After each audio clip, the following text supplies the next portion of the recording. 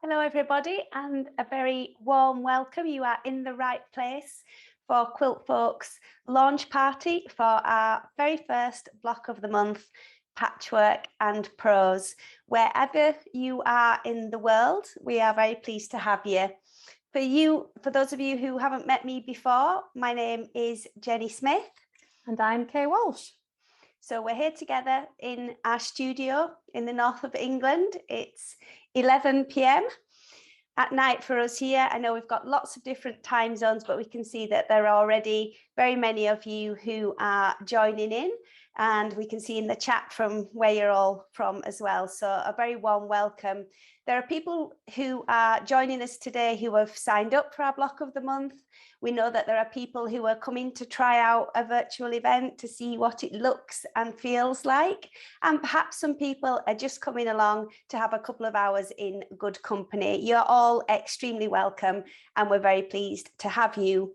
The date is March 19th and it is World Quilting Day. So we thought this was the perfect time to kick off this project of ours. It's often a bit of a non-event really for me, World Quilting Day. It's kind of, I acknowledge it and think about my quilty friends a little bit, maybe get time to do some sewing, but to have something like this to look forward to at the end of the day is wonderful to be with so many of you. Hopefully, if you RSVP'd, you will have got a little list of literary cocktails. So we've got ours here. We've got the one with ginger ale and honey and gin. So we're going to start off by having a toast to all the quilters out there and World Quilting Day. So cheers. Happy World Quilting Day. We've got a fun-packed 2 hours lined up for you that we're really looking forward to, and I'm just going to give you a little rundown of the schedule. So we're going to have a live chat with Margaret Fleisher, whose book covers inspired this project. You're going to get to see a great tour of the studio where Jenni and I are today and where we work and where we will be hosting all of these BoM sessions. We're going to give a little overview of the fabrics that might come in useful for you for the project. Mike McCormick, who is the founder of Quiltfolk, will show you the amazing exclusive merchandise that they've got for those of you that sign up for the BoM. Jenni's going to give you more of an in-depth look about the programme and go through what we're going to do month by month. You will also get to meet some more of the Quiltfolk team. You'll be hearing from a couple of the special guests that we've got lined up for later on in the year. And we're going to end on a high with a special interactive literary quiz with Quiltfolk's Mary Fons. And that's when you're going to get to use the polls. So look forward to that. So yes, I'm going to hand you over to Jenni. But if you haven't taken a workshop with us before, then I'm just going to share a couple of slides with you that kind of explain our story together.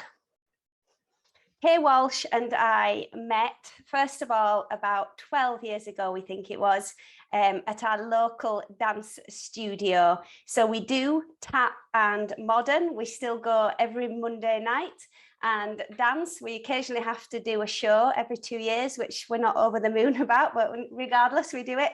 So these are a couple of snaps of us dancing together.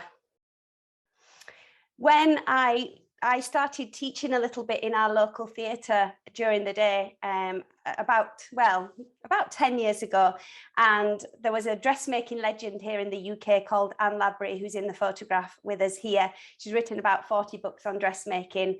So I used to teach classes, but she used to come along as well and teach us tailoring and dressmaking. So both of us were students in that class, and Kay was definitely the teacher's pet. We then started teaching quilting, and I taught Kay how to quilt around my kitchen table. And then we did some community projects as well. We did a really amazing community quilt project for the first National Festival of Making here in the UK with Patrick Grant, who some of you may recognise from the Great British Sewing Bee programme. And Festival of Quilts, the annual show in Birmingham here in August, is always somewhere where you will find us working. We've been there every year for lots of years now, and that's us there with the Oracle team and Anna Maria Harner, who came over one year. We wrote a book, Quilting with Liberty Fabrics, which was a couple of years of very busy work for us. It came out in 2020, and so we have lots of trips to Liberty in London. It's our favourite haberdashery in the world, and we love spending time there. We always come out with a purple bag each. And then with Quiltfolk, so we started off with a couple of smaller workshops, some Manx and hand stitching.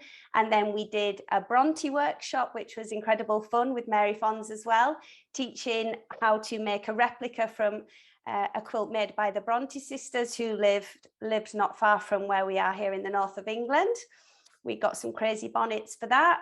We then hung out with Kay Fassett and his partner Brandon Mulby to bring the Kay Fassett's Laboratory of Colour workshop, another virtual experience for Quiltfolk. And most recently, we've been out in Phoenix at QuiltCon in Arizona and onwards to film a new workshop, which will be coming out this summer. So that's what we love doing. We hang out together, dance and sew and quilt and stay happy. We have been very humbled so far by the response to the BoM and those of you that are already signed up, but we're going to find out now why it all started. So I think we have got the wonderful Margaret Fleisher with us from Philadelphia. Hi, Margaret.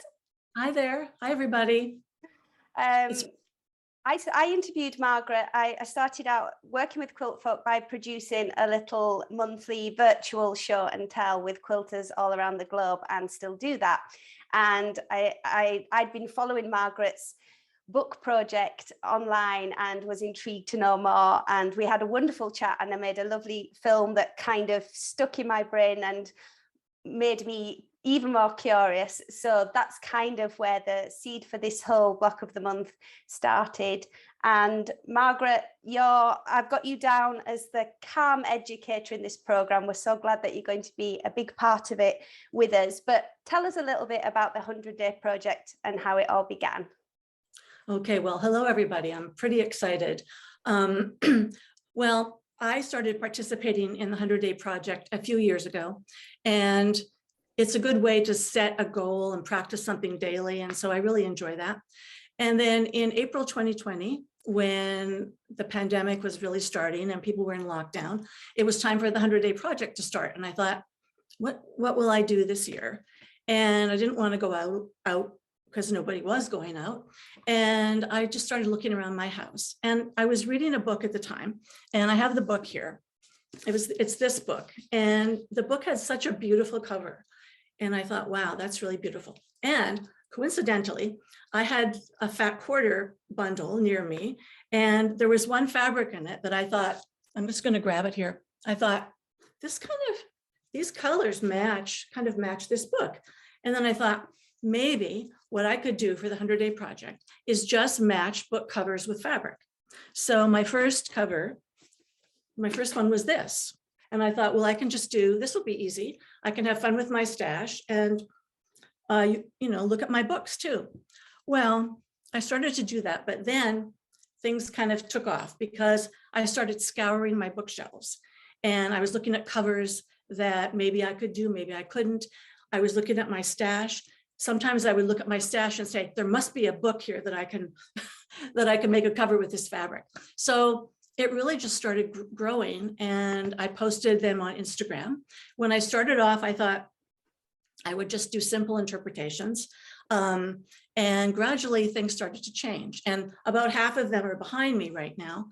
And the thing that I really loved about it is I could mesh two things that I really love, books and fabric. And it just gave me a chance to sort of dig in, be home alone, but have a lot of friends around too. So that's really how it started. And you're a retired teacher, is that correct? I am, elementary school. Mm-hmm. So all the conversations we've had, I always find you very calm and very encouraging. And like the reason we wanted to do this block of the month is to let people have that opportunity to play, which I think maybe as adults we sometimes forget how to do. You know, we're always thinking about the end product. So it's exciting that, you know, that you're going to take us through. You kind of developed a bit of different formulas, didn't you, that you'll share in the tutorials during the block of the month. Yeah, I'll definitely be sort of sharing the things that I found out in particular as I went through these blocks, but I'm really happy, first of all, that these covers have resonated with people, because I think that books are a little bit like music. There are books in your life at certain times, books that you read to your children, books that your grandmother read to you, books you read whenever. And when you see those books, it brings back a flood of memories. And so I think as you translate these covers into fabric, that will be part of the process for you. The one thing that I'm also excited about, number one, I'm excited to see what all of you do with these covers, but I hope that you will come to appreciate the way I have the work of the designers, the graphic designers, the artists, the production teams who create these covers, because they really are works of art and they're amazing prompts. And, you know, just thinking how they choose the font that they use.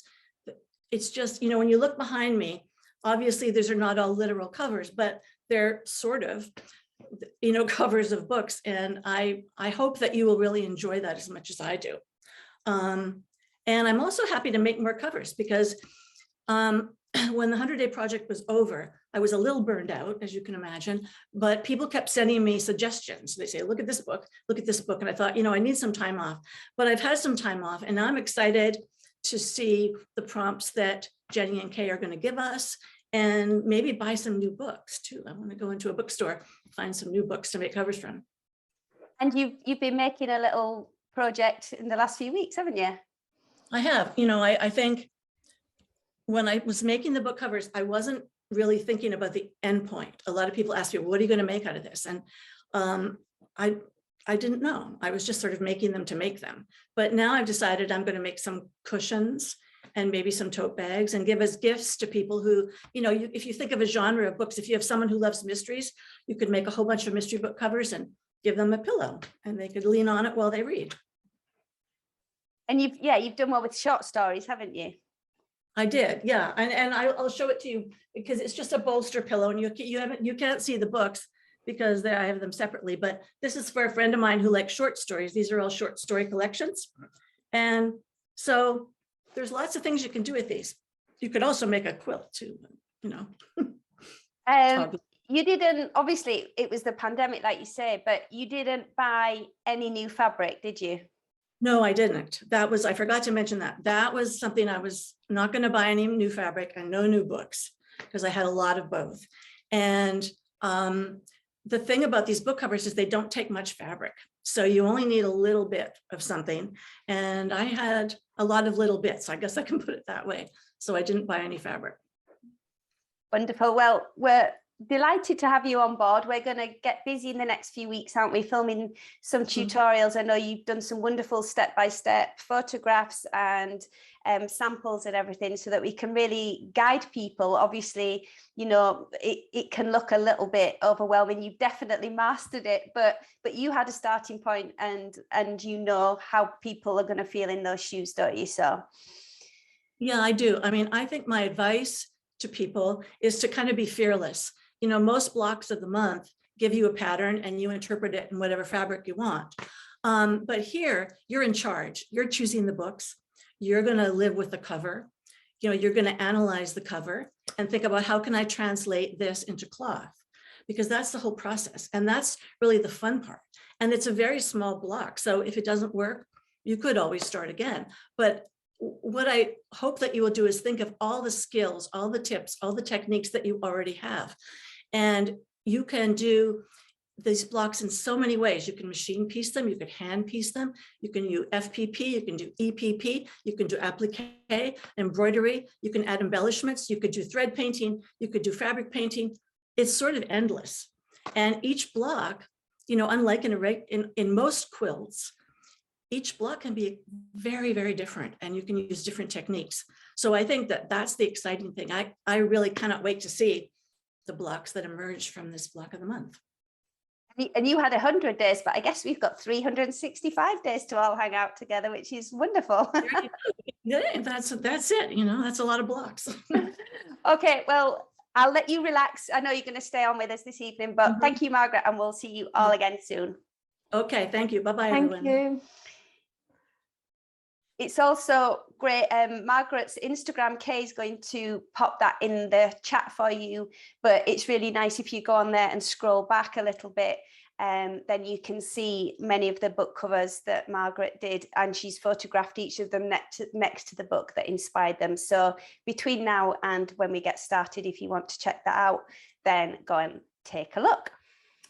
So Margaret's blocks were mainly pieced. She did do a little bit of fusible on there, but mainly pieced together. But this is an open project where you can definitely hone in on lots of different skills. And when Kay and I went to record a short trailer for Patchwork and Prose in our local bookshop, this book here, Moments of Comfort, caught our eye. We'd actually left the shop and then we saw it in the window and went back in to get it. And literally overnight, the next day Kay came back and she'd stitched this beautiful version there with all these gorgeous hand embroidered little flowers and leaves. Yeah, well, so that one, it was so kind of, it just called out to us, didn't it? And so I decided to do that one as a bit of a literal copy, really. And I bonderwebbed the fabric down and free motioned it a bit around the edges, and then went in with some embroidery stitches. So that's one thing that we'll be doing later on in the session, is going through some of those embroidery stitches, which is a brilliant way to add embellishments to your book covers as well. I really like embroidery. I've been also doing some crewel work recently, which is embroidery with wool threads. So this is a little project I made with some different blocks on there. This is actually from a book by a friend of ours called Jo Avery. She's a British quilt designer. And yeah, it keeps some of my lovely threads in there. So this is wool threads. I used Orifil wool for this, and the book cover I did with some 12 weight. So we're going to talk through all kinds of different threads and what you can use those for as well as we go along. So I'm in a book club. I love reading, as Jenni said. In fact, I think as I was thinking about this, I remembered my mum telling me that when I was little, I always wanted to be a librarian. I helped out at the library whilst I was at primary school. I think part of it was that I really just wanted one of those stamps where you could check the books out, and like they used to have a nice little stamp where you could put the date in. Unfortunately, it's all on computer now, so I'm not sure I'd like it as much as I thought I might have done. So anyway, yeah, love books, love reading, and I'm in a book club, have been for about 12 years, I think. I meet about every 6 weeks or so with a group of 8 other friends, and we talk about a different book every time and have some great chats. And I'm actually wearing my book club top. So you can't really see, except if I turn around a little bit, there's this fabric on the back. Now, if I just spotlight Jenni's video, I can show you the fabric there has got books on it. So that's why I call it my book club top. And I made it using some of this Liberty fabric, didn't know what it was. And then I asked to put a little call out on Instagram about this fabric to say, does anyone know what this Liberty fabric is called? I know it's by Liberty, but I don't know the name of it. And a friend of ours, the wonderful Sally Kelly, who is a fabric designer, and she used to design for Liberty for about 20 years. She's now a fabric designer in her own right and works for Wyndham Fabrics. So she messaged me back and said, yes, that is actually my fabric. And she told me the story about it. So basically, it's got books on it, and the reason is because her brother was finishing his PhD at the time. She designed it and she named it after him. So it's called Dr. Tulloch. It's named after Sally Kelly's brother. So that was a lovely story and makes it even more special for us. I've also pulled out a few books that I think I might like to have a go at. So just before this, I was looking at this Anne Patchett one, love Anne Patchett, and I just really like the kind of ombre of oranges on there. I thought that would be quite a nice striking one. A couple more here that are kind of quite similar actually, which I didn't realise. I've enjoyed both of these books, but they've got kind of ladies' faces on both of them. I thought they might be quite interesting. And also this book here, Untamed by Glendore, which I also really love. But when I bought this, there was a choice of this hardback version or the paperback. And I went for the hardback just because I loved the cover and the colours on it. So that's a few that I've pulled out already.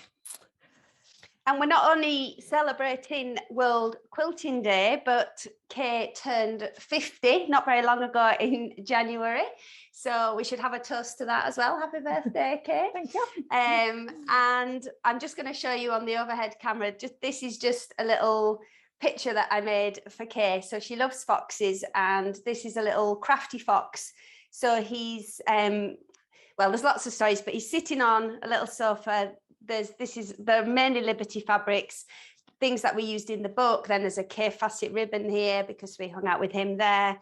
And I stitched him, kind of thread painted him really, which you can kind of see. And also I found in my loft a couple of blocks and, well, pictures that I'd made years ago, actually, when we started to think about book covers. So maybe I knew that this was going to happen one day, but this is a very well-loved story in our house. I've got a 17-year-old son and a 10-year-old almost, and they both love this book, Football Crazy. So I just remember for Christmas once, I stitched this little picture. So this is just some nice little scraps of wool that I had, and used the darning foot on my machine to do some sketchy stitching around Bruno and gave him some cute little gold leather football boots, backed it on felt, and that used to be in a frame in Harry's bedroom. So we're going to do free motion stitching, which is lots of fun to teach. And this was in the 1970s, this book. I was born in 1976, The Adventures of Timothy and Nicky, and I used to love it. And again, I kind of read this with my kids a little bit, although they never really kind of loved it as much as me.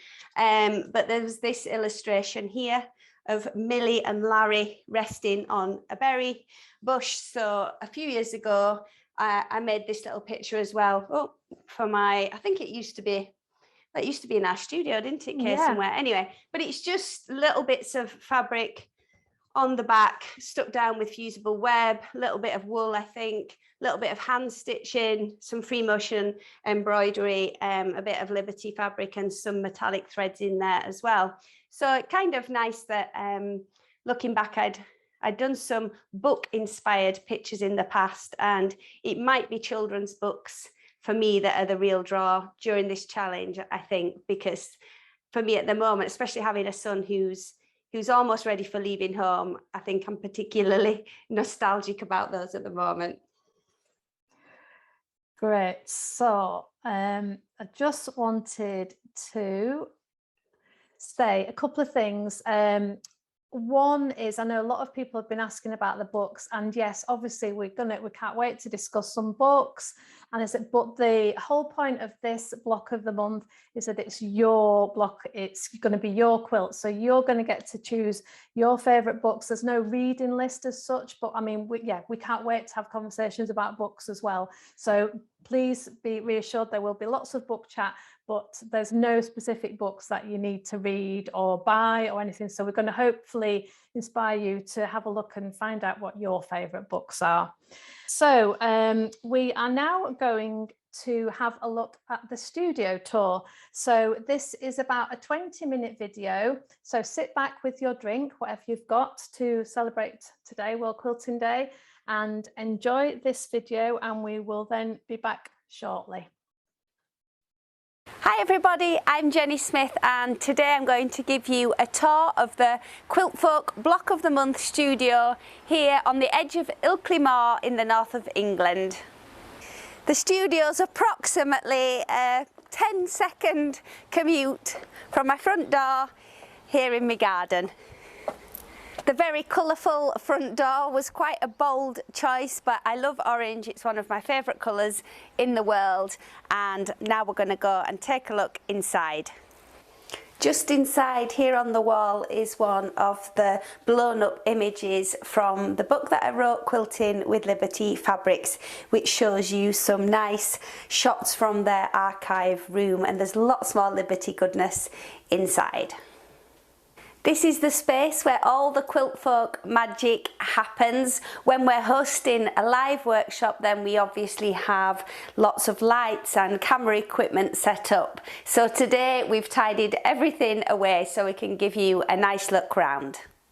To the right of the entrance door, this is the pressing station. So it's actually a baby changing table that was quite inexpensive to buy. It's good because it's got lots of storage underneath there for patterns and products that we sell in the shop. And then on the top I've got my ironing kit. So when I'm dressmaking, I've got my tailor's ham and I've got my wool mat and a sleeve board and everything. So all the pressing gear nice and in one place. This lovely long window lets plenty of light come into the studio, and in the summertime I can see some of the beautiful flowers which grow outside, which I will have to show you as the block of the month progresses. I love a good tool or notion. This is my nice ceramic scissor pot. So I've got my paper scissors in there and snips for embroidery, dressmaking and quilting obviously. Ernest, Wright are a British scissor manufacturer. They're one of only two that are still left in the country, and they're also based in Yorkshire, in Sheffield, not too far away. I've been to the factory to see them being made, so I do love those. Pin cushions are a theme that you may see recurring as we go around the studio. This one is lovely. It's Yorkshire wool, again, nice and local on the top, and a lovely Hugh Leishman turns these beautiful wooden ones here in Ilkley where we live, and some sweet little ceramic pin cushions that are by Fish Museum, who's based in the US. I got those at QuiltCon in Nashville. This little thimble is by a lady called Catch Skinner, who's also based in Yorkshire and has made a couple of other things I'll share later. She's really, really lovely, and a few that I've made and that friends have made for me. These are large pattern weights. They're really heavy. They're 290 grams. And they look like spools of thread. They've got beautiful Liberty fabric on them, and I use them for weighing down my fabric as I cut it up. So particularly if you're starting out with a metre and cutting down, or something that's quite heavy, these big ones are very helpful.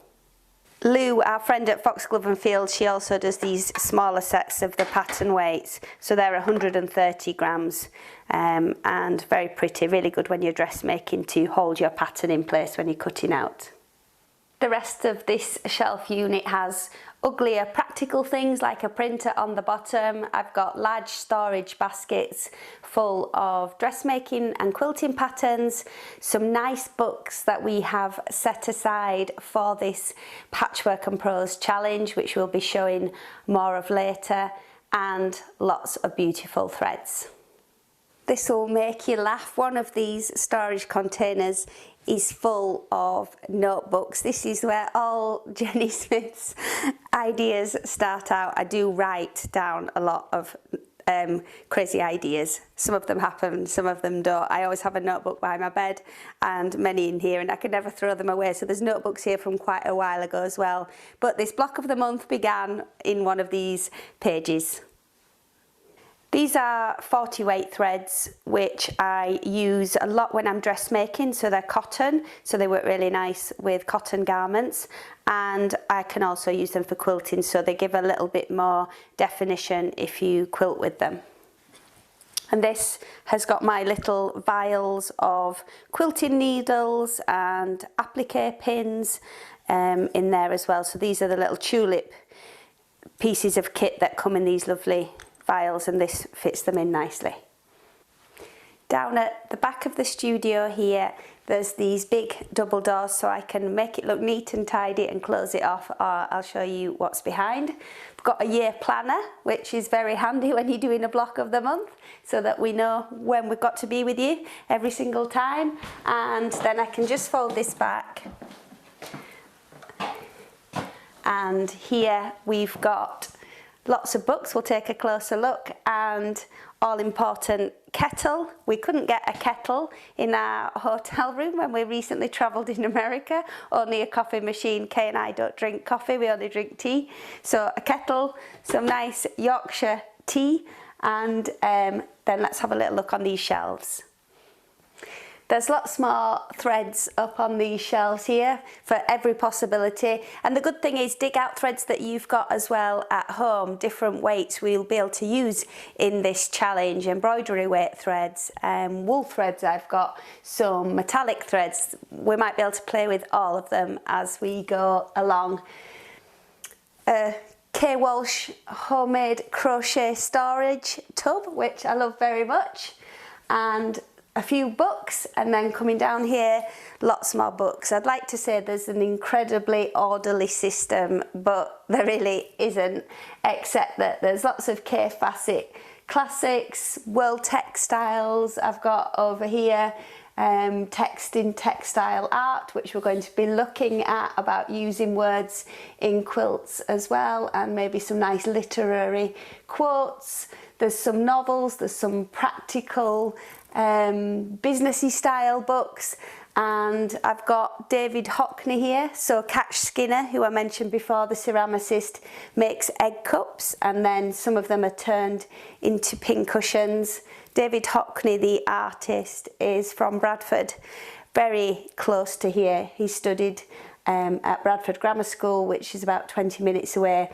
Love his paintings, love his take on life. He's a big hero of mine. So I've got a Hockney pincushion, and then this isn't anyone in particular, but the first series of these that Catch made, all these women had different characters, and I just really liked her.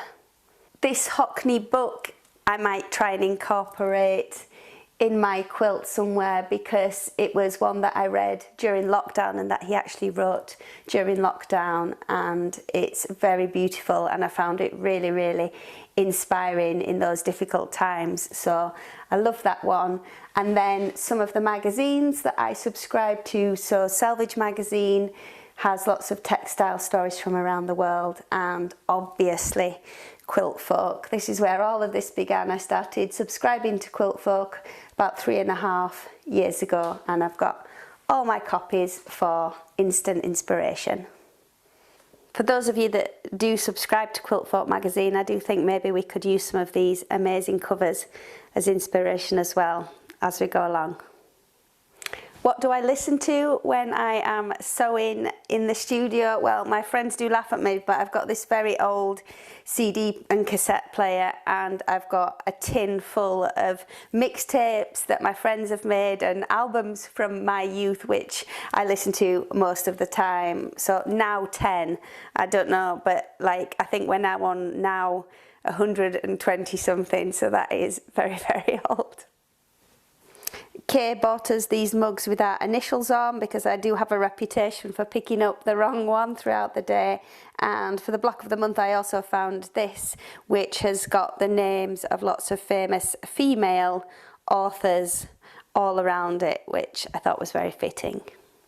When I designed this studio, the idea was to have as much light as possible for stitching. So this window seat means I can do some hand sewing in natural light when I have the time. I can also nose it outside. We get grouse and pheasants, all kinds of birds hopping through our garden here as well. I did stitch this big upholstered cushion for the top of the window seat with some Marimekko, which is also another favourite fabric of mine. This is my trusted tailor's dummy. I love dressmaking, don't do as much at the minute because I'm so busy quilting, but the joy that I get from making my own outfits is huge. Moving on to something that was a total game changer for me, a daylight lamp. I held out for years, not really sure why, but I think especially once you hit 40 and you're stitching, even in brilliant light, this makes a huge difference. And if you haven't got one, and I'm not on commission, but I do think they are incredible. At the back of my big sewing desk here is a makeshift design wall. So this is just a large piece of upcycled cardboard covered in a layer of batting, just clipped on, and then I've got this grey gridded flannel, which is by Kay. For those of you who took the workshop, you'll know that he loves a kind of mid-grey background as opposed to white to really make your designs and fabrics stand out. And I've got a few of the Patchwork Prose blocks there, which we'll be looking at a lot more later on. This is a plate rack from IKEA, but it's actually very handy for storing rulers and cutting mats as well. The machine that I stitch on is a Janome. It's an M7 Continental. So here in the UK, this is definitely the biggest domestic machine that you can get with this much throat space, as close to a midi arm or long arm as you're going to get. It's super fast, it's really, really heavy, so it feels a little bit more like an industrial machine in terms of the base weight, so not great for carrying around. I have a smaller machine for weekends away and things, but a proper workhorse and great for quilting quilts. And we'll be doing lots of creative things as we go along. Obviously you'll be able to sew along on whatever machine you've got at home, but wherever I can I will be teaching you different feet and different stitch options that we can use creatively to make your Patchwork and Prose blocks. Another creative icon of mine, Frida Kahlo. I've blue tacked this egg cup to the top of my machine so that I can keep my pins close by and don't put them in my mouth between sewing seams. A top tip: when you have a sewing machine foot pedal on the floor, particularly if you have a wooden floor or tiles like I have in the studio here, then to stop it from moving around and having really bad posture when you stitch, this is just a grip that you can buy in hardware or kitchen stores. You can use it for drawer liners and different things. So you can literally just cut a piece of this out and put your foot pedal on top, and it will stop it from shifting around.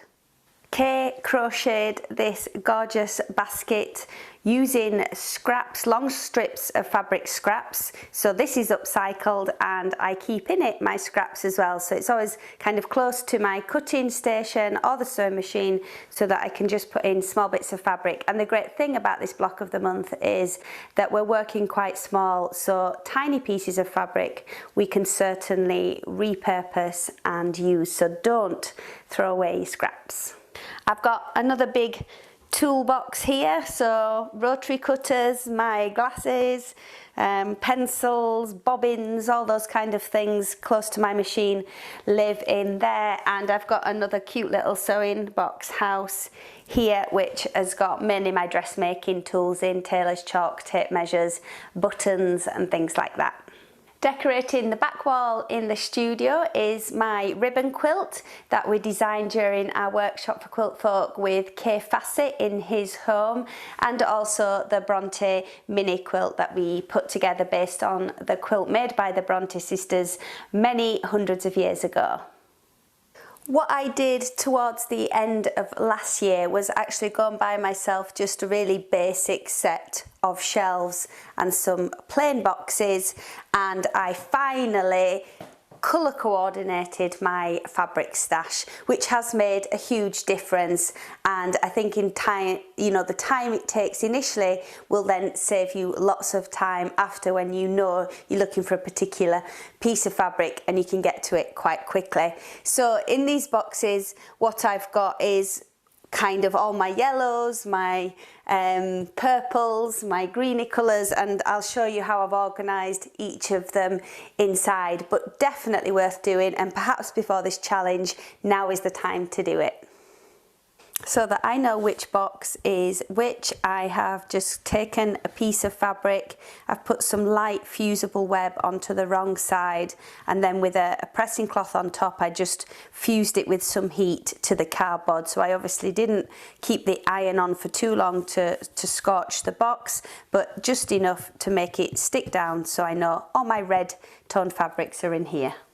I didn't press all of the fabrics, but I did just try and fold the bigger pieces so that I could lay them out like this and I can easily see which one I am looking for. The smaller cuts where there's only little tiny pieces I've then just left down this side, so I can quickly look in if I'm doing a book cover with some reds and I know immediately what my printed options are.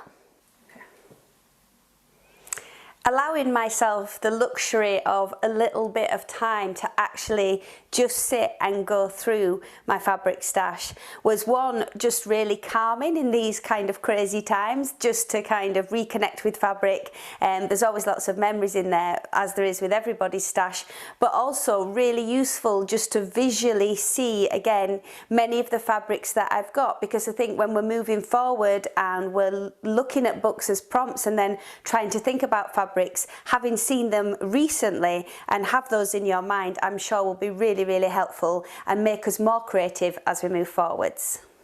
The final wall in my studio is just for decoration and has got some drawings and prints from people that I know and love, just for inspiration really. So when I often give lectures and things and it's facing this way, people always ask me about this print, so I'll give you a quick rundown.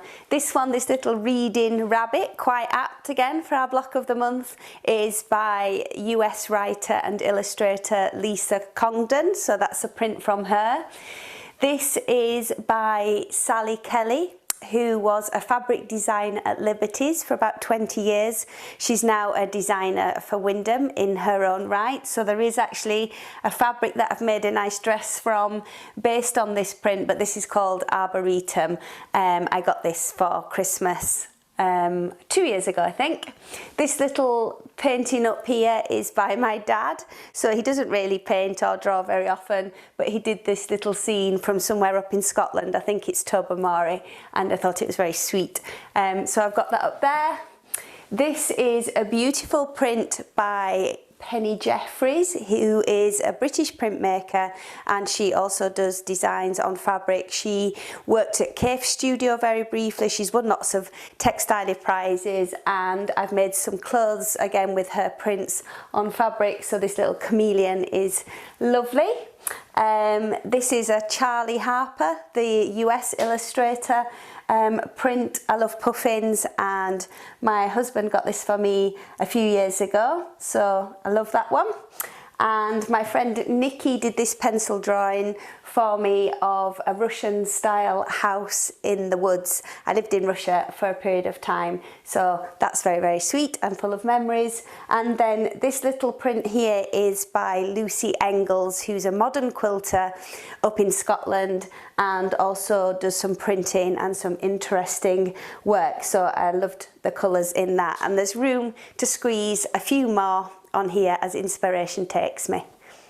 The cutting table that I have is a height adjustable one, so that if I need it lower to work on, I can do that, but generally it stays about this height for when I'm cutting out anything, so that it's not too hard on my back. I think that's definitely worthwhile to cut at a reasonable height.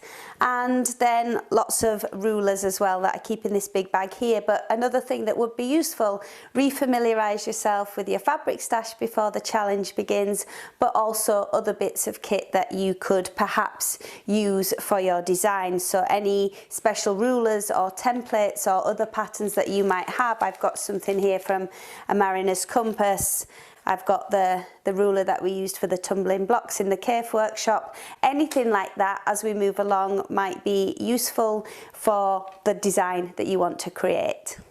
In my little studio bathroom, there is yet more thread, some nice pictures, but what I really love is the fact I was able to repurpose an old treadle sewing machine and use the base of it as the sink. So there's then a piece of corian on the top and the little wash basin, so it fits just perfectly in there. And also the quilty inspired tiles. They're by a company in the UK called Burton May, and you could arrange them any way which round you want to make different patterns. So I had a lot of fun coming up with the final layout. I hope you've enjoyed your mini tour of the Block of the Month studio. I've enjoyed having such a tidy space. I can't guarantee it will ever look so nice again, but I'm going to do my best. Okay, I hope you enjoyed that. So I just want to say that in a second, I'm going to pop into the chat a whole bunch of links of some of the things that Jenni mentioned in that video. So hopefully that will answer any questions about some of the bits and bobs that she shared.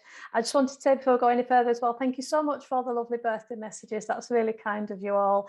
Yes, and I am going to try and drag it out for the rest of the year, I'm afraid. So I think when you're 50, you're allowed.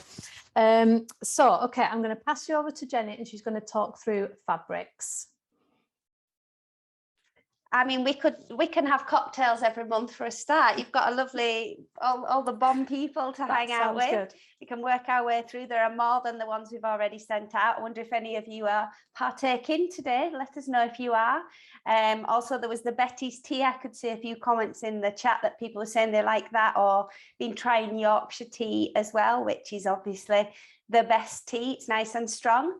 So Margaret Fleisher didn't buy any new fabrics and used everything in her stash. It was a joy, like I said in that video, for me re-familiarising myself with it, and I've been doing more. I dug another box out of the loft the other day and started looking through that as well, just so I've kind of got in my mind what my fabric options are as these book cover ideas start to emerge. But obviously people like to buy fabric as well, and we are going to put together a basic kit list which will be in the hub by next week, and we'll be emailing it out to participants as well. So top tips: ombre fabrics are great, where you'll get across the width of a fabric bolt. This is a sparkly one, but with the ombres you get a graduation of colour, so from light to dark, of many different tones. And obviously when you're only then needing small sections, if this was a solid black to grey, then you're getting more values of colour out of one fat quarter than if you're just buying plain solids. So I think that's a nice idea. Margaret also used the Moda grunge fabrics, which have a little bit more of a texture to them so that they don't lay flat. And also I was thinking lots of people have beautiful batiks where you get those variations of colour as well, which when you're breaking them down into quite small pieces, as we will be doing, then you can get different effects from them.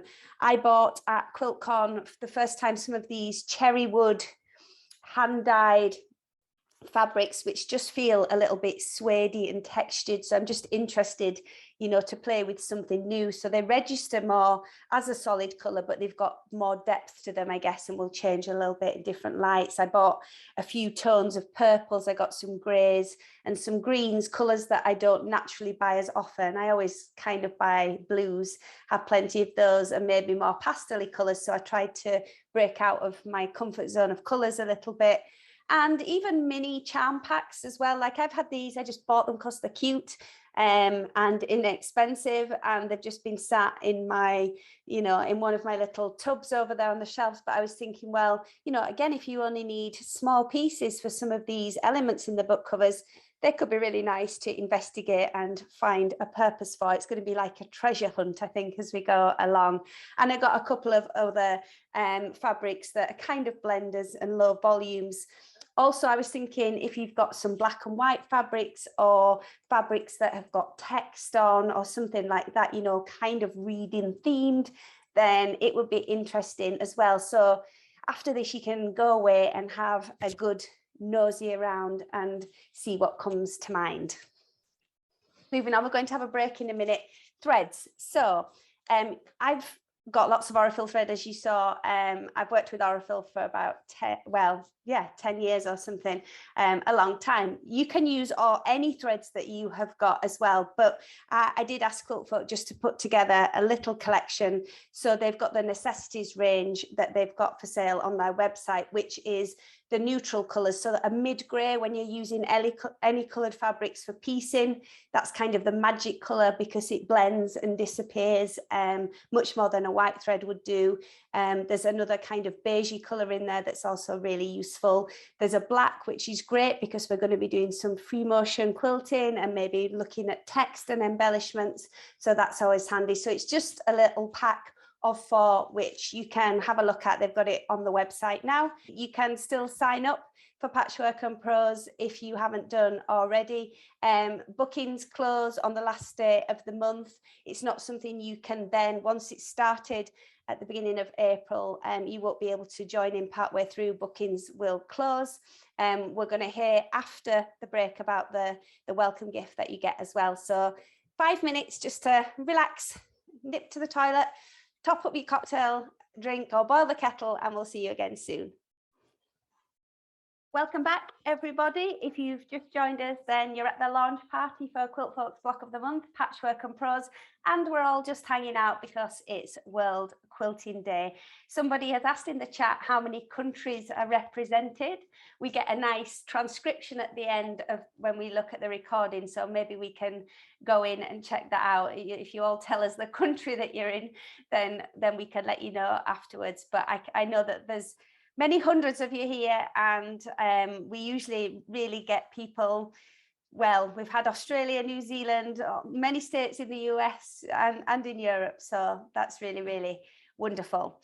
We're going to play you a little video in a minute that's pre-recorded with Mike McCormick, the founder of Quiltfolk, and he's going to tell you a little bit about the welcome gift. They will be shipping. They arrived in the warehouse this week in Oregon, so we were able to photograph them to share this little video with you, and they will be shipping from next week. Everybody who has signed up for the Block of the Month will be getting them on their way to you very soon. Hi, I'm Mike McCormick. I'm the founder of Quiltfolk magazine, and just really excited. We've wanted to put together a Block of the Month for a long time now, and we've tossed around a lot of ideas over the years. And as soon as Kay and Jenni and I started to talk about this concept, I immediately loved it, primarily just because of its sheer creative, approach to doing something like this, but also because I think at the end, it's going to be really amazing to see the variation of the quilts, the projects that everybody creates. So it's truly a unique experience, really proud of what the team's put together, and very excited that we had such a strong response.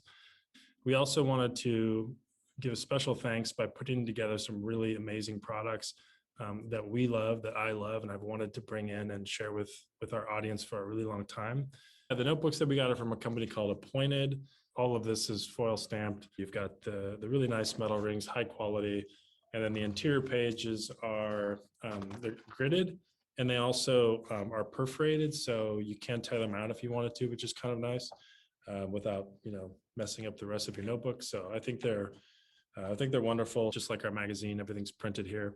Everything just feels really high quality, and I think that does translate when you're using it. You can feel that in the product, and it kind of makes you a little bit more intentional about what you put in the notebook. And I've always loved them, so I'm glad that we get to share them with attendees. These are Blackwing pencils. I've been trying to find a great reason to bring these on with Quiltfolk for a while, just because I love the story of this company. So these pencils were actually used by a number of famous animators like Chuck Jones, who I believe started or was like the lead animator for Looney Tunes many years ago. So they've got a great history. They're made here, very high quality. We were able to customize everything from the color of the pencil to the color of this little metal piece here. Everybody's getting 2 of them, so they're going to last you for a long time. And you can see here we've got Blackwing on one side and Quiltfolk on the other side in matching gold foil stamp. And so the Blackwing 602 pencil, an iconic pencil I hope you love it. I think you will. And we think it's the perfect pair between the notebook and the pencil to start this creative journey. So I hope you are enjoying this welcome party, that you're having a good time hanging out, and that it gets you excited for, the 12-month journey that we have ahead of us. Thank you again, sincerely, for taking part in this. I know it's a creative stretch for many of us, but I think it's going to be, well worth it at the end of this, when we can look back at the amazing journey that we've taken together. And like I said, I can't wait to see what you've created. We're also going to have a special little gift at the end, of a graduation gift that we'll be sending out. Hope you had a great time. I'm looking forward to our first meeting together. So that was lovely to know, and Mike got very excited, particularly about the Blackwing pencils, and I could see a few comments there in the chat. The Blackwing website is amazing. They have done lots of collaborations with creatives, so it's definitely worth looking, and there's some really cool videos as well on their YouTube. John Steinbeck, also used to write with a Blackwing pencil, so you might start a novel off in your notebook when it arrives with you. Mike also said about it being a journey, and I do really want to reiterate that. We want it to not be a competition. We haven't put prizes or anything in this block of the month. We want it to be about you and your own journey and what you want to make. I think comparison sometimes online and in communities can be a hard thing, to think you're not good enough or everybody else is doing that. That doesn't matter. What we want to do is give you the skills and the confidence to try anything that you want to try, to get those visions of those book covers down into fabric, and so that you're happy with the finished product. And that is all that matters to us, and that's really important to remember. So we start off with our first monthly tutorial. So there's going to be a 2-hour session every single month. The first one is in April, and the schedule is on the sales page. It's also, if you've already signed up, it's in the hub, so you can go and make a note of the dates. The times are going to be as they are. Obviously, we'll give you highlighted Zoom invites if there's daylight times and that kind of thing in the country where you are based. But in April, then we're starting off with Margaret with a tutorial, which will continue for you in the studio here, thinking about interpreting book covers and going through the first approach, the literal approach that Margaret has developed. And then in May, we'll be looking at working with a single element. So taking one element from a book cover and developing that. And in June, we're looking about the overall layout and how you can interpret that. Just a heads up that the other sessions are on the first Wednesday of the month, but the June one is actually on the 8th of June, just so they're all spaced out. So it is on the schedule, but just make a note of that. In July, we're looking at starting a very original design, doing something completely different from your book cover, again with Margaret, and there may well be special guests popping up in those sessions as well, which we're going to surprise you with. And the prompts, we're not going to tell you those before we start, but we'll always tell you a month ahead. So the first prompt will be emailed out to you next Wednesday, 2 weeks before we start off, for everyone who has subscribed. In August, we're going to look at free motion embroidery, which hopefully I've demonstrated tonight is something that I love teaching and that we'll have a lot of fun with on our machines and our darning foots. And then in September, we're going to be thinking about working miniature and adding details, and a special guest later on is going to talk to you about that this evening. Needle turn applique in October. Again, these aren't things that you have to do if you do not wish to, but we just want to provide you with all the creative possibilities that we can. And in November, we're going to be doing some embroidery, and as you can see, Kay has pretty well mastered that. And obviously there'll be you guys as well who I'm sure will be able to teach us things as we go along. In December, we're going to think about including text or thinking about words and quotes from books. It might be that in the finished quilt, you may want to incorporate something. So we'll have a look at that and the options. And then in January, we'll be thinking more about sashing, options of sizing for quilts and the quilting as well. And into the new year, we'll be thinking about labeling these heirloom quilts, jam-packed with stories and a little bit about legacy as well. And then by next March, World Quilting Day 2023, we'll be having a big celebration. And by then we'll have all had a wonderful time together. We'll have got to know everybody, and you'll have been on a really amazing creative journey, we hope. So obviously you've met Kay and I and Mike at Quiltfolk, but this block of the month is a big project to put together, and we wanted you just to meet a few of the Quiltfolk team as well who work out of Oregon. So we've got just some very short little films, about 2 minutes each, of 3 of the Quiltfolk team behind the scenes. So Kay's going to play that in for you now. I'm just going to share that. Thanks, Jenny. Just one little question, well, one little note before we go on, that you, in case people are wondering, applique. Applique. Oh, we're there again. We're back to this old gem of applique. So yes, for those that didn't catch it, applique. I don't think I'm ever going to say it as I should, I'm afraid. Okay, I will share the video. Hello, everybody. I'm Emily. I am the customer service and subscription manager for Quiltfolk. I wear a lot of hats, but that's primarily what I do. So if you ever call or email, you'll probably be talking to me. For Block of the Month program, I am going to try to participate, which is going to be fun because it's the first real quilt project that I've ever done. But I'll be there to help everybody log into their accounts and make sure that they have all the recording access that they need, and help you with any questions that you might have there.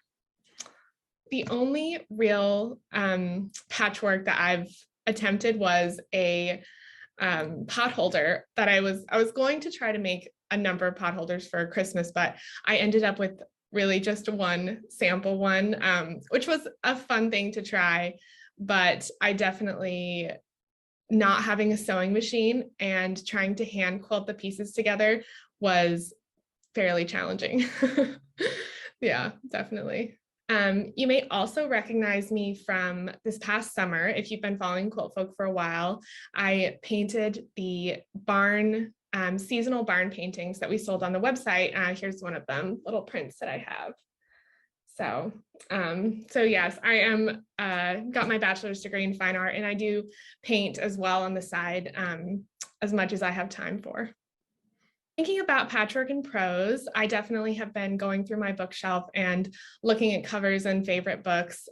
One that really struck me that I read just this past fall is Dune, which is a very well-known sci-fi book. And this is my first time reading it, but it's very long, very good book, but the cover of this particular edition I thought was really beautiful. So I think I am going to try to do something with that. I do really love sci-fi and fantasy books. The other one that I really want to do one from The Lord of the Rings, which is one of my favorite books, but my copy isn't that exciting of the cover, but I do have a copy of the Silmarillion as well, which is kind of a more interesting cover. So I may do something with that book as well, but there's a lot of good options there.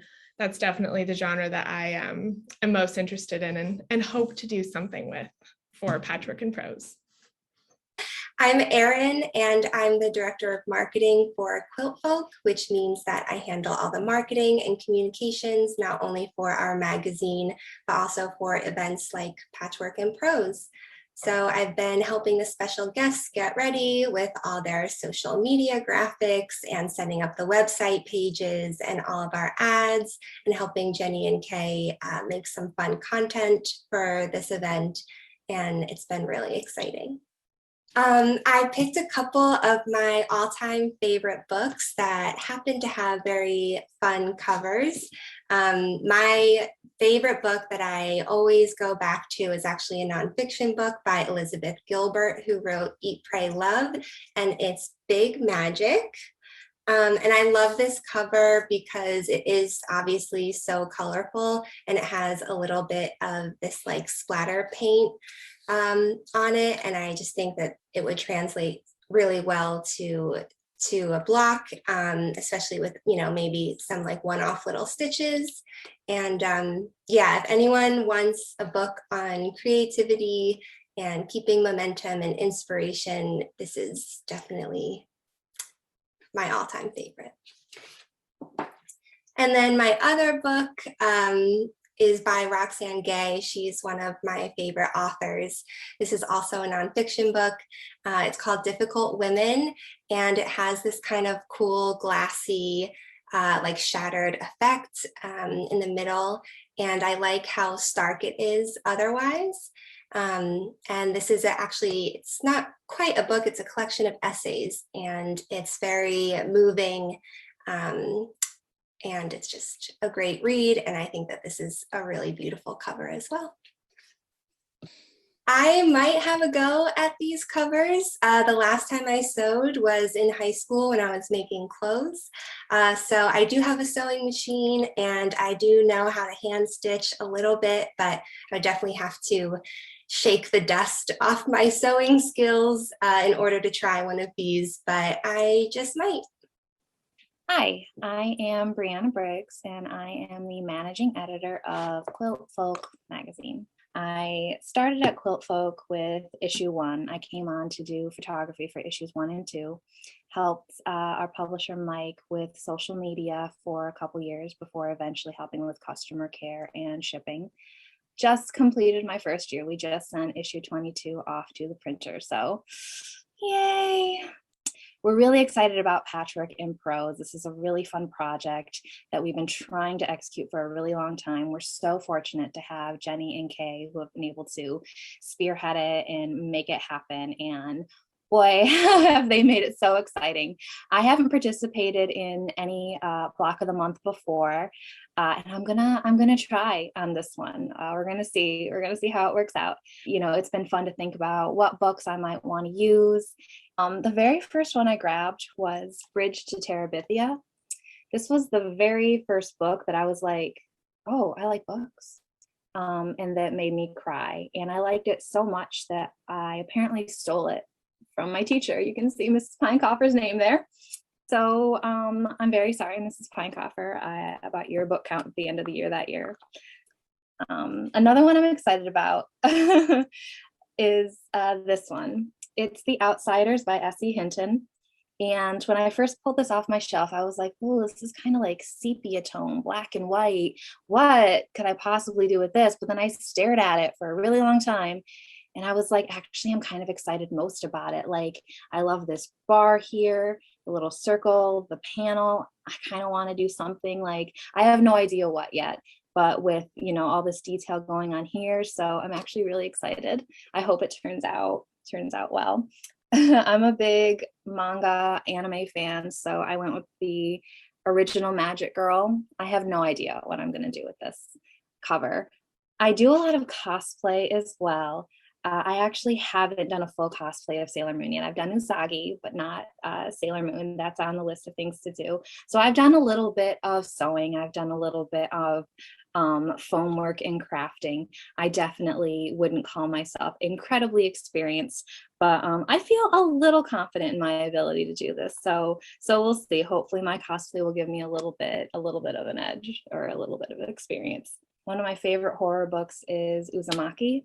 And when I pulled this off the shelf, I was like, ooh, I like this cover. I like the spiral. I like the small gray details in here. The bar, I thought that might translate really cool to fabric. And then I pulled Star Wars Women of the Galaxy off the shelf. Again, I just love the colors here. I think this will translate really well to fabric. So we're gonna give it a try. I'm pumped to try it myself. I'm pumped to see all of the amazing stories people tell and the cool books that they choose and the reasons behind them. So thank you so much for those that have already signed up, and for those that are still considering it. I really hope you join us because it's gonna be a really fun project. Hope you enjoyed meeting some of the Quiltfolk team there. Just a couple of things to reiterate before we move on. One, I know there's been a question about block sizes. Please don't worry about block sizes and all those kind of technical things. We will go through that in the first session. And also to say you can sign up still. Someone was asking, is it too late? No, it's not. Please, you're more than welcome. We'd love to have you on board with us. You've got until March the 31st to sign up for Patchwork and Prose. So hopefully you can just see on the screen here.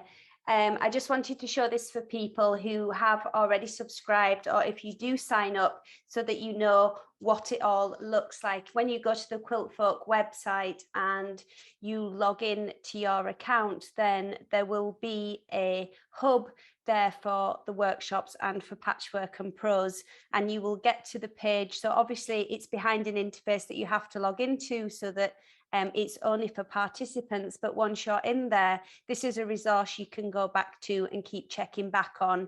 So you have got here, if we just go down, there's a program overview, there's the monthly schedule there, so that you can just check on the dates and what the focus is on those dates. As new things come, like the kit list and any resources and teachers' notes from the specific workshops that we give during those sessions, then they will all be in the hub here as well. You have the Zoom links there if you're worried about logging in at any point. There's a recording you will get of every single session that we run, and they'll all be in one place, so you can go back and rewatch as many times as you want for as long as you want. That doesn't run out when the block of the month ends. You've got access to this program for as long as you want to work with it. There's a link here to the Facebook group. So there is a big Facebook community that's growing, and there's already a couple of hundred people in there.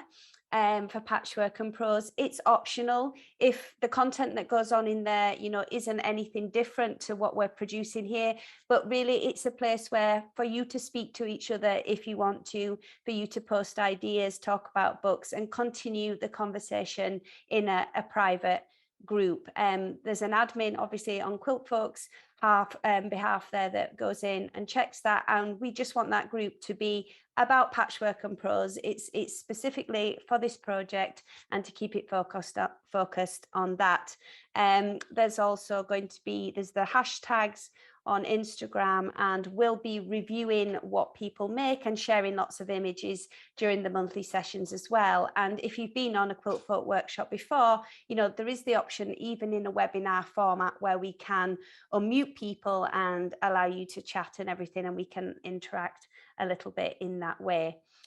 Questions as well in the hub there. There's a direct way to contact me if there's more practical questions about the projects, but obviously you've met Emily now from Quiltfolk and customer service as well, who is great on the technical side of things. So there's a team of us working to make this a really exciting experience, but also to make sure that you know where all your resources are.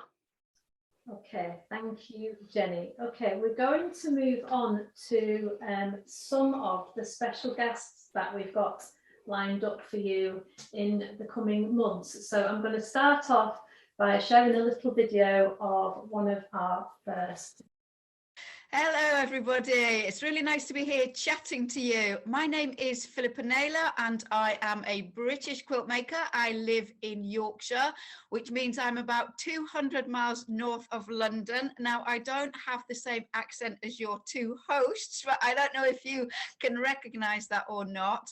But I've been asked to tell you a little bit about myself. I was originally a clothes designer, and I trained for 4 years at a university to be a clothes designer, and I worked in the British clothing industry, and my first job was as a lingerie designer, and my husband says it's the best job I've ever had, but I'm not sure about that one. And I did that for 5 years, and then I joined my husband in Saudi Arabia. He was an English language teacher, and he was teaching Saudi Air Force cadets how to speak English. I was at a compound bazaar selling Christmas items, Christmas cards and things. And the lady sat on the next table to me was selling her quilting courses, and she nagged me for 6 hours to go on a quilting course, which I didn't think I wanted to do because I was a garment maker. But I went along and it transformed my working life ever after, really. And I made my first quilt, which was a little paper piece pineapple in 1996. I consider the time that I had in Saudi was really, really lucky because I had lots and lots of time, so I could sew, but also I wasn't influenced by the quilting world. I knew very little about it before I went and when I started quilting, and so I just kind of made things up and used all of my garment making background to develop the techniques. And let me think about this, in 2001 I made a quilt for my husband's 50th birthday and sent it off to the American Quilter Society show in Paducah in Kentucky, and it won second prize in its miniature category. And so I thought, oh, maybe I can do something with this. I'd never seen a big show, I had no idea what the quality of the work was like. Anyway, the next year I made an individual quilt and I sent it off to the same show, obviously the following year, and it won a $12,000 Bernina Workmanship Award. And then the year after that, the quilt that I sent then won Best of Show, which was an $18,000 purchase award. So I had a very kind of quick rise to kind of success, really, which I consider myself extremely fortunate. Those two quilts plus others are in the museum in Kentucky. A little bit later on in the series, Jenni is going to come and do some filming at my house, so she's going to see how I live and see a lot of my work. And my most recent focus has been on miniature quilts, and I've had a really great time changing everything that I used to do really large, like, you know, 80, 90-inch square quilts into really tiny little miniatures. I'm just going to hold up the most recent, so I'm covering my face, but I am coming back. So this is a 10-inch miniature, and it has applique, and it has piecing, and it has paper piecing, and it has a little bit of hand embroidery, and it has a lot of free motion work on it. It's really, really tiny and really precise, and I've absolutely loved sort of developing those skills. Everything that I learned in the large work has gone into the miniature work, obviously on a much smaller scale. And so we'll have a look at some of those pieces in more detail, and I'll explain to you the processes that I went through, the materials that I used, how you get the detail, and give you kind of possibly some inspiration and some technical pointers as to where you might take it in your own personal work. So I look forward to sharing some of that with you later on.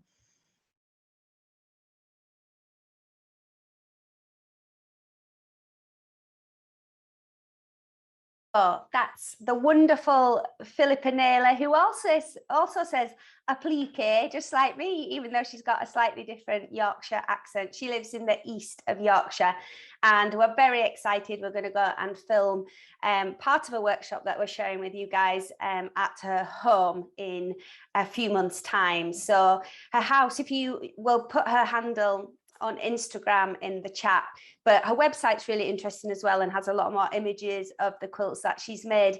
On Instagram, you get to see sneak peeks of her home projects, like she said, her garden, and she does these amazing windows in her house. She decorates them at Christmas, and she's just done an Easter window. So she's a real character.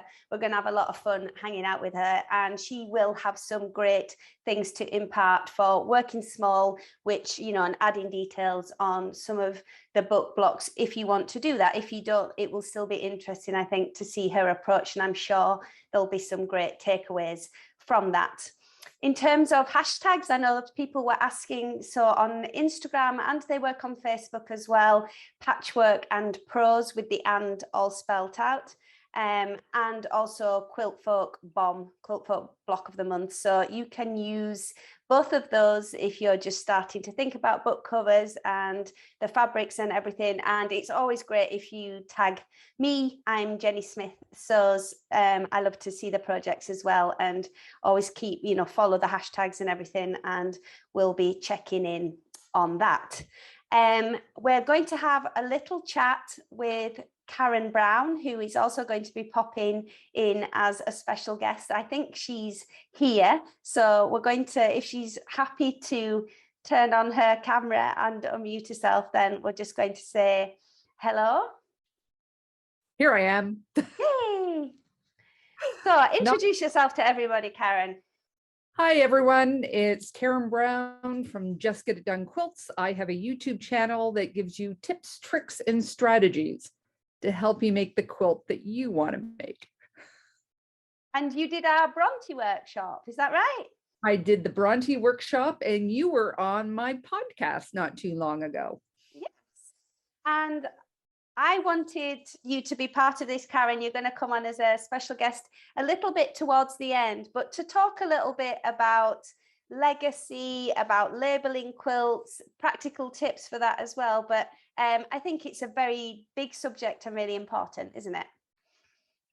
It is. And I think as people are working on their blocks, they will be bringing in special books for them. Books that have inspired them and are part of, they've touched them in some way. So when you're finished this quilt is going to be part of your legacy. It's going to be a sum of so many different things. You know, it's going to be the books that made you cry, the books that made you understand things, the books that made you see history in a different way. Books that, you know, you shared with your best friend. Books that you liked and your best friend hated, you know, so you have a conversation about it. And the artwork, I agree. The artwork on top of these books is just fascinating. How different it is even for different countries. You and I were talking about Cassia Sinclair's The Golden Threads and her color book, and how the covers in England are different than the ones in Canada, and they're different than the ones in Australia. So why does somebody decide that Australians like it a certain way and the Brits like it some way and the Canadians like it some way totally different? So I think there's going to be lots of things to talk about, which will all combine to bring into the legacy of these quilts. I think you've got some time to sew along. I know you're a very, very busy woman. I'm a very busy woman, but I always have been trying to do things that fuel me as well. Quilting fills my bucket. So looking at, I love books, have always loved books, have always loved story. So hopefully I can keep up. Wonderful. Thank you. I'll show you when we come back to me. I've got here, so on Karen's YouTube, there's a nice interview, isn't there, with Cassia Sinclair Yes. about her book on colour, which was fascinating. Kay and I both listened to it the other day, so we'll put the link in the chat for everybody to go and have a watch of that. But it was nice that The Golden Thread was one of the books that I picked off my shelf initially, that we just, when we were filming the little promo for Patchwork Prose, we put this together with these ombre fabrics, and just the fact that the golden dots themselves then also related to the title. So, you know, anyone worried about kind of the skills needed, all these blocks don't have to be super complex. You know, it's what they mean to you, and also just something as simple and effective as that can also, you know, it's a quick make, but it also does exactly what you want it to do. So thank you, Karen, that's wonderful. And in terms of when you were saying about other special guests, we've got James Marsh, who is a British illustrator. He's had a very illustrious career. He has designed a lot of book covers. We first got in touch with him when we were sorting out the copyright of the book covers that we'd used in the promotional material for this, and he's agreed to do some filming with us as well. So he's got a lot of the original artwork from the book covers that he created, many of them in the 80s and the early 90s, and an interesting conversation as well about the difference in book covers. He's also done album covers and music, which is a very different proposition, because album covers never do change, whereas book covers often get reinvented, change around the world, but then often get redone as the years pass as well. So in terms of our special guests, we're going to have you know, practical help from people like Philippa and some other quilt makers, but also speak with authors, speak with publishers and other people in this literary world. I've got a cool antique book collector. We're going to go and hang out with him as well. So we're hoping to bring you a really varied and interesting program. And we've also got Marianne Fons, who I know she's on this session because I kept seeing her in the chat, which is wonderful. She signed up for the block of the month, but we did pre-record a little video with her. So I'll play that for you now. My name is Marianne Fons. I'm a longtime quilter. I spent many years in the quilting industry, on public television in the US, nationwide, traveling around the country, teaching classes, writing books on quilting. And having started quilting when I was about 25 years old, my love has never waned. I love fiction and stories about as much as I love quilting. So I'm a very avid reader and I'm a writer. And of course, I follow Quiltfolk because I met Mike McCormick, its publisher, in the early days, and my daughter Mary has been involved in Quiltfolk. So as a subscriber, when I saw the notice about Patchwork and Prose, I was like, oh my gosh, there's people that love novels and books and fiction and quilts just the way I do. So I signed up, even though I don't really know what it's going to be. It's like I want to be involved because I think the community of people that will take part will be people a lot like me. And thinking back over it, I remembered that whenever I was out teaching classes for 20 years, whether I was hanging with my students or with the faculty at a conference, everybody was exchanging novel titles. You know, what have you read lately? So it should have come as no surprise to me that there is sort of this angle or this subset of quilters that are fiction enthusiasts. So, and that's my dog barking in the background. Her name is Scrabble. So all of you that love words will know that that makes sense. Well, I am pretty dedicated to the novel. I do read short stories. I read the occasional nonfiction. My husband's a very avid nonfiction reader. As people at Quiltfolk know, I'm writing novels myself. I'm working on a second manuscript right now, hoping to finish it soon. So maybe someday everybody will be reading me. When I saw the title of the Block of the Month, and mind you, I have never participated in a Block of the Month challenge before. My career was always designing my own projects and, you know, for people to make.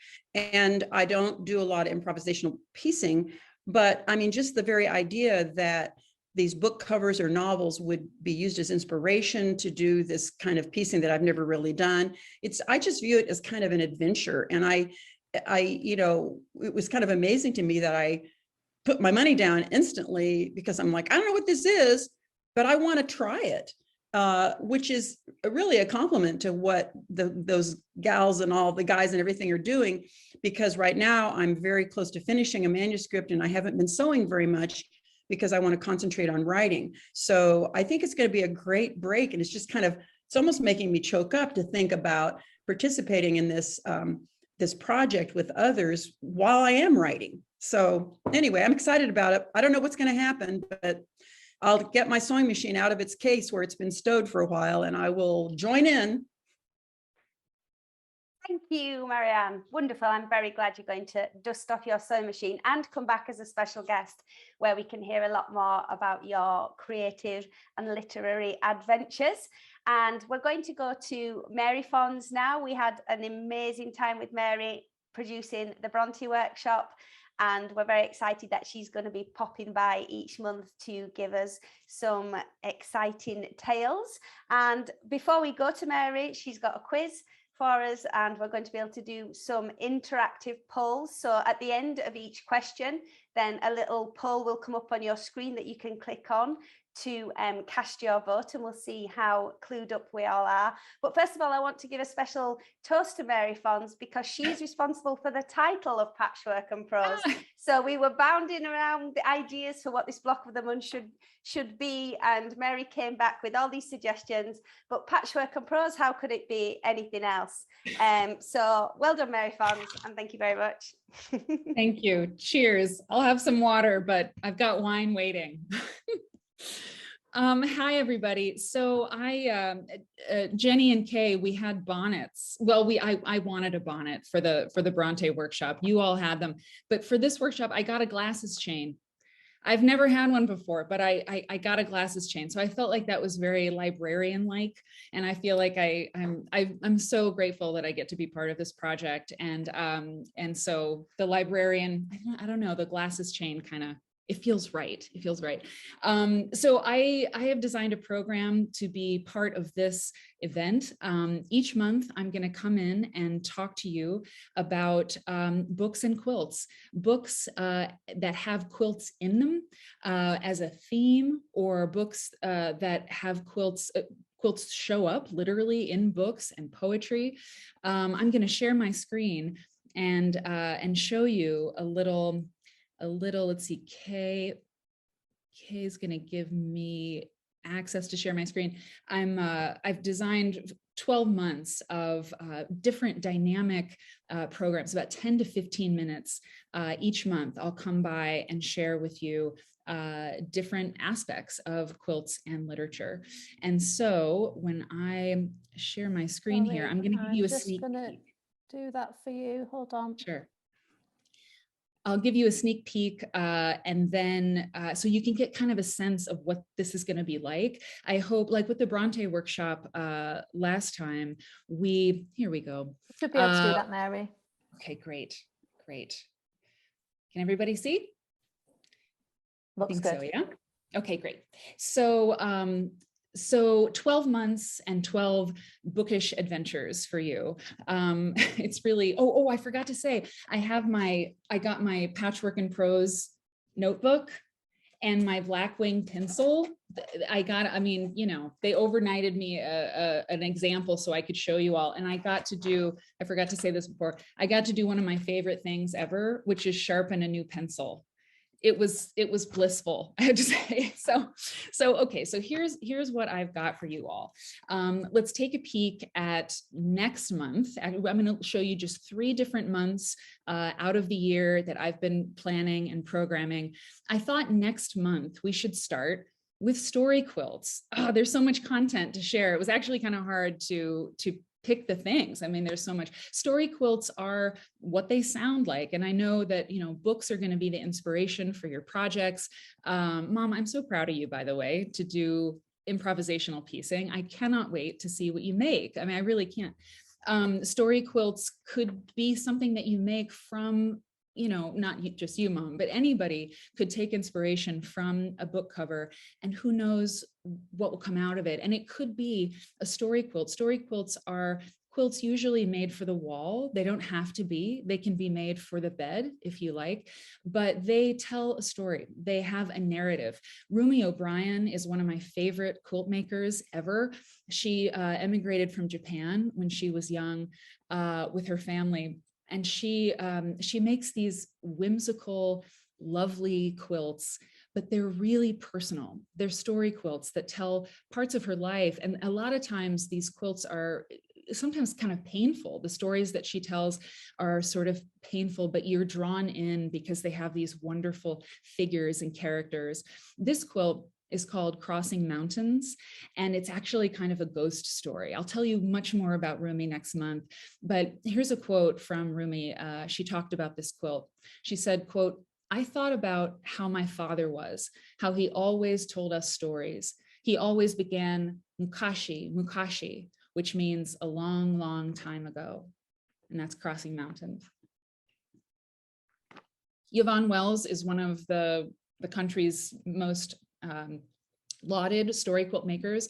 She does a lot of quilts related to her faith, her Christian faith, and the civil rights movement, which she was part of and cares a lot about. This quilt is Noah's Ark. It was made in 1988. And she says of this quilt, "Noah's already got his wife into the ark, and she's beckoning for the other animals to come in. And the last animals to come in are the slow turtles. But they're coming." She's like, wait for the turtles. Yvonne Wells didn't start making quilts till it was later in life. She was a PE teacher for many years in Alabama, and she's still alive and well, hopefully making quilts still. But we'll talk about Yvonne next month when we talk about story quilts. She's extraordinary. And then the last one I want to sort of tease you with here with story quilts is the great Jean Ray Laurie. You know, the art quilt movement really got, the steam really picked up in the 1980s. But Jean Ray Laurie is sort of the pioneer, the mother of the art quilt movement. She's been called that by a lot of people. She started making art quilts, quilts for the wall, these pictorial quilts, story quilts, as early as the late 1950s. And Jean Ray Laurie, I'm going to give you this quote here and then read to you a little bit more of it because it's really, really applicable to the workshop that you're about to begin. So Jean Ray Laurie, this is from a column that she wrote in Quilter's newsletter many years ago. Jean Ray Laurie, by the way, passed away in 2011. Hang on, I've got to get my notes. Yes, 2011, she passed away. So she says here, quote, "Playfulness involves a willingness to try things without knowing how they will come out. It allows us to flex our creative muscles, strengthening them through exercise. Play and fantasy are very important parts of our lives, and they are probably essential to creative work. Daydreaming and free thinking keep our minds open. They leave us receptive to new ideas, new ways of working, new possibilities. Playfulness involves a willingness to try things without knowing how they will come out." So I hope you can remember that, and I'll share more about Jean Ray Laurie and her fierce desire and her evangelism about playing in your quilts. This is one more I had to share with you. I pulled together a lot of book covers for you. It'll be shared with you eventually, just lots and dozens of really wonderful book covers into a big folder. So you could just have some inspiration as you go along this year. When I saw this quilt by Jean Ray Laurie, I thought, you know what, that is a really great quilt to share because it has words on it, of course, but it's just fun and it's sort of simple. I mean, it's just scraps really, right? And scraps tossed like confetti on this quilt. And to me, it seems very free and it seems really fun. And it's certainly improvisationally pieced. And the words on the quilt, the bottom there says, "From the guest book at an exhibition of paintings." And the quote is, "These is not art to me. All these squares and things. Real art has, you know, like a Madonna in it." So she heard this and she put it into a quilt, and we're so glad she did. So that's "These is not art," number 1, 1984. All right, so in July, what will we do in July? Summer reading. Well, a very famous book in the quilt canon, if you will, is No Time on My Hands by Grace Snyder. I've never read this. Mom, you love this book. Grace Snyder was a quilt maker. She wrote this book with her daughter, helped her with it in 1963. It's a chronicle of the era in which she lived. Grace Snyder lived in Nebraska. Her parents were homesteaders in 1885. They went out there. It's an account of the Sod Hill era, the sod house era and the sand hill time, you know, of Nebraska people out there. She tells the story of her life through this book, and she was an amazing quilter. Here's a quote from the book I wanted to share to give you an idea. Quote, "During the first 4 years I was married, I was without a sewing machine, but I needed a machine in the worst way. So in the fall of 1907, I spent the orphan calf I had brought home. He had grown by then into a fine 2-year-old steer, and he paid for a good cabinet-style sewing machine." So that's what you're in for with No Time on My Hands in July. I thought a good choice for October, just as my last little teaser for you, a good choice in October was a novel. And Toni Morrison, in her books, often quilts show up as themes or as actual pieces of the story. And in Beloved, a quilt plays a role that's very intentional, very specific. This is a quote from Beloved. "The walls of the room were slate colored. the floor, earth brown, the wooden dresser, the color of itself. The quilt over an iron cot was made up of scraps of blue serge, black, brown, and gray wool. In that sober field, 2 patches of orange looked wild, like life in the raw. So we'll look at Toni Morrison's Beloved, and I've never read it. So I'm very excited to read it. And of course, you don't have to read these books. You don't have to, you can just enjoy the presentation. Like I said, about 10, 15 minutes each month. I just want to drop in and share with you this wonderful world of quilts and books. They have such a close relationship. If you are a quilt and book person, you're set for life. You have so much opportunity to explore the whole world through these 2 wonderful things, quilts and books. And also, you can look forward to children's books. I'll be talking about all the children's books that have quilts at the center of the story. We'll look at text on quilts, which is something the workshop will be doing too. I'll look at the classics with you. Aunt Jane of Kentucky, old patchwork quilts and the women who made them, and quilts and poetry. We'll have a poetry day too. It's wonderful, the poems that I found for you. So let's do a quick pop quiz here at the end of the welcome party. You don't have, so this is a poll, so you can answer. We want you to answer, do your best. There's no grade, but it should be fun. I've got 5 questions for you. And it's been really fun putting this program together and I don't know, being a teacher for a little while. Okay, question 1. The traditional quilt pattern name, Delectable Mountain, is a reference from which classic work of literature? And I'll read the question again, but I'm going to give you the choices. Okay, so the traditional quilt pattern name, Delectable Mountain, is a reference from which classic work of literature? Is it A, Pilgrim's Progress by John Bunyan, B, The Tempest by William Shakespeare, C, Go Tell It on the Mountain, or D, Pride and Prejudice by Jane Austen? The reference, the Delectable Mountain pattern, which book does it reference? Okay, I'll give you a little bit of time. Okay, Mary, so I've launched a poll, so hopefully I can see people are casting their votes already, but if people don't know, I think they might need to just click on the polls button down at the bottom of the screen, and hopefully they can now see the question and you can cast your votes, everybody. You should be able to see the 4 answers there. I can see lots of choices being made, so we'll give them a few seconds and then we'll end the poll and see what the results are.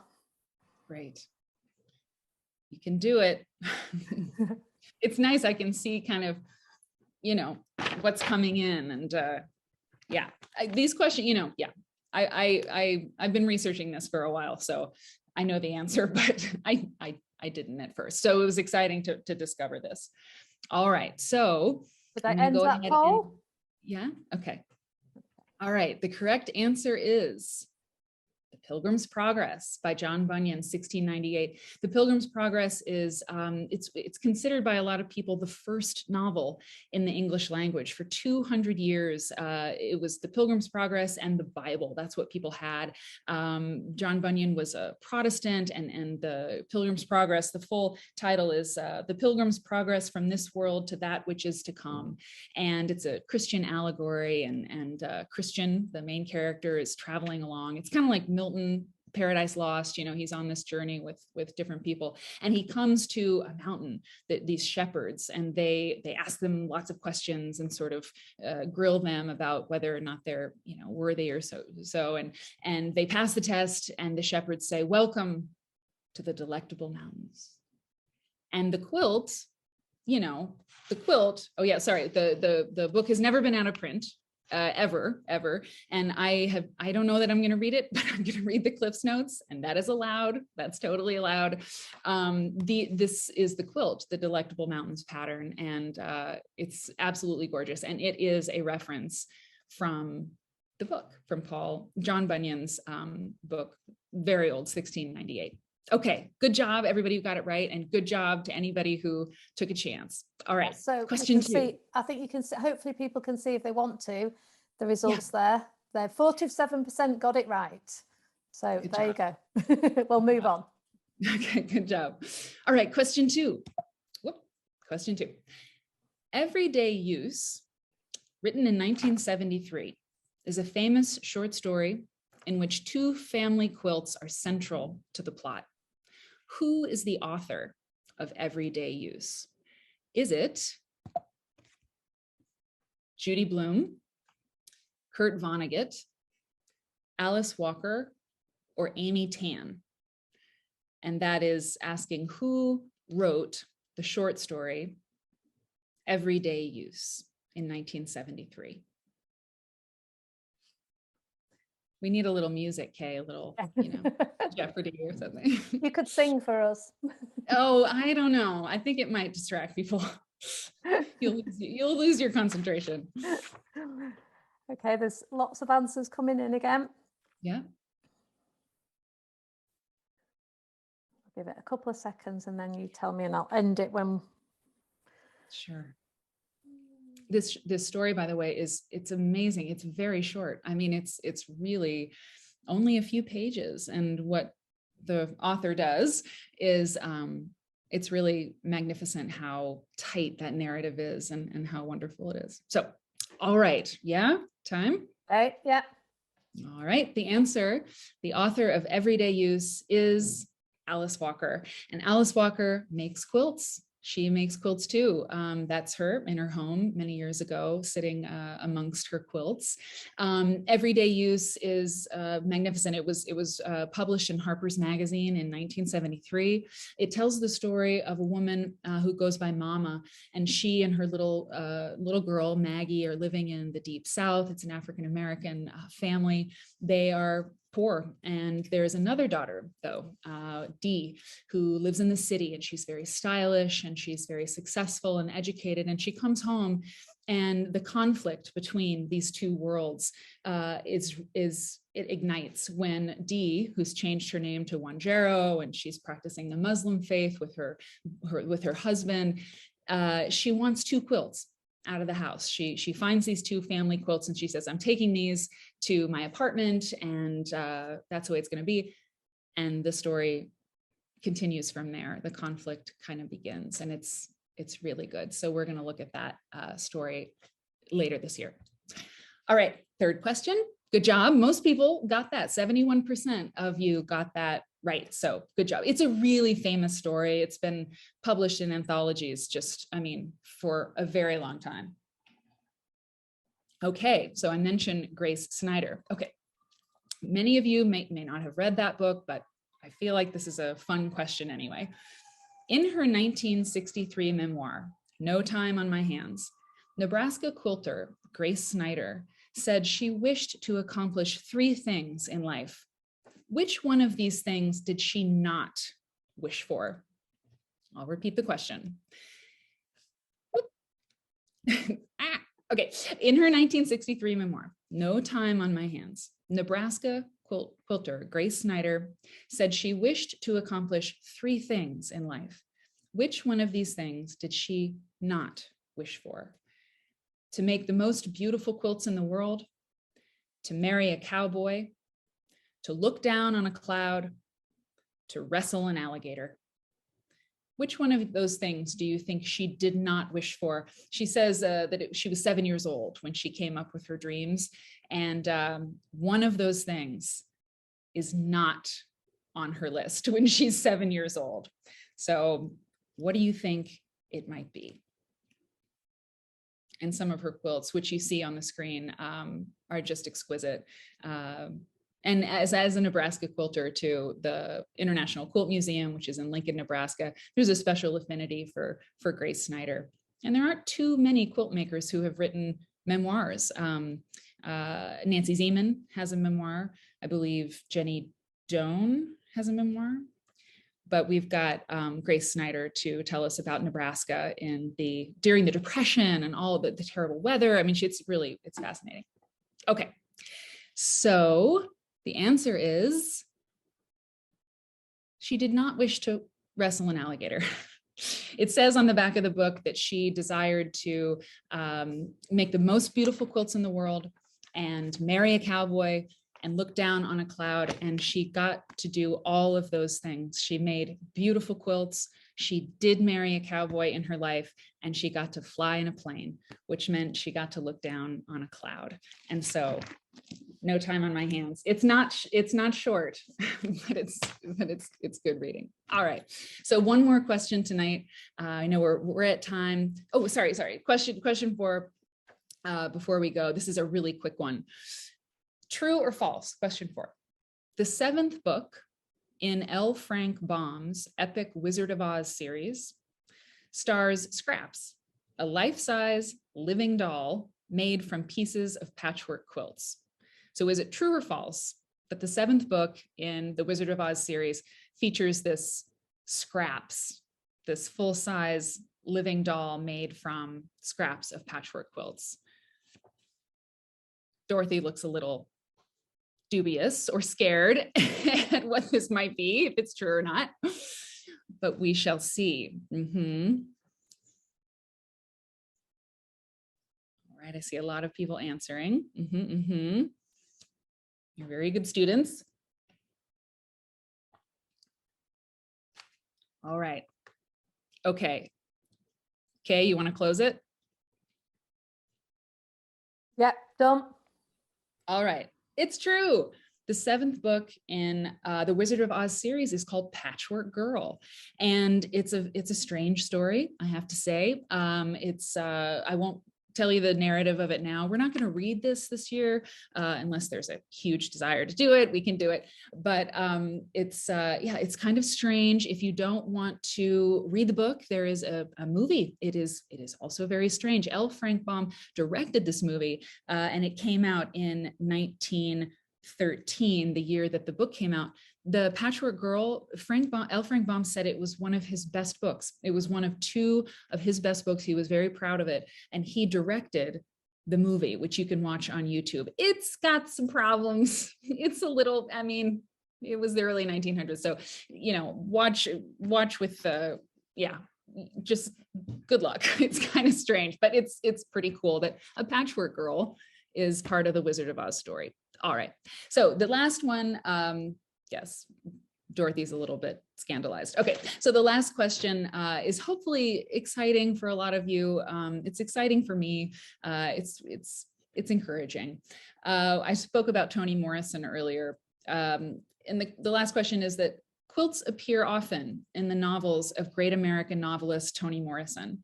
At what age was Morrison when her first novel was published? Was she A, 16, B, 25, C, 39, or D, 49? How old was Toni Morrison when her first novel was published? I like these quizzes, Jenni and Kay. I don't know, maybe they should be part of the program. I'm not sure. Maybe I'll I'm enjoying watching all the answers come in. I know. It's very smart, very engaged. Yeah. And like a countdown. Exactly. Okay, shall we end that one? Yeah. Okay, well, everybody who said, 42% of you said 39, and you are right. She started writing in 1961, but her first novel was not published till many years later. She was 39 years old. Toni Morrison, who passed away in 2019, she won the National Book Award. She won the Pulitzer Prize. She won the PEN Award. She was given the Nobel Prize, and she is one of America's greatest authors that's ever lived. And she has a quilt. We'll talk more about Toni Morrison in October, which seems a really long time away, but I know that the time flies. So let's do this. I'm proud to be your librarian and I'm really excited about this program. And I hope that those of you who haven't signed up will sign up and be part of the block of the month, the first one from Quiltfolk. And that's it. Cheers. In there. So thank you so much. That was such great fun. We just wanted to say, I know we've overrun slightly for the evening, but not by much. I think we've done okay. I just wanted to say, first of all, a big thank you to all of our live guests tonight, for Margaret Fleisher for joining us, obviously such a great inspiration, to Karen who came on and chatted to us, and obviously to Mary as well. Thank you so much for being with us tonight.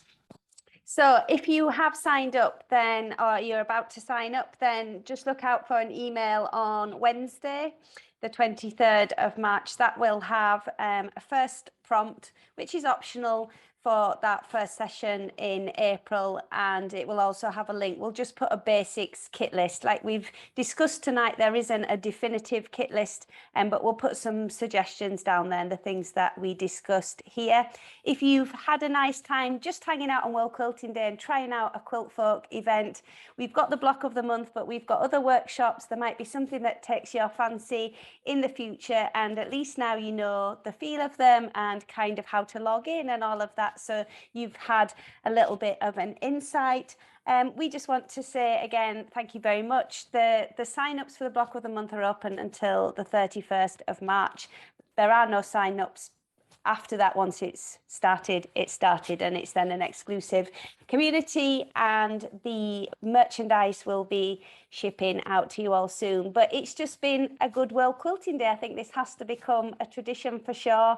We're really pleased that you've all stuck around. This has been a free session, so equally if you want to share it with friends or send a link to anyone you think might be interested, then you can do that once that gets to you. So a very big thank you.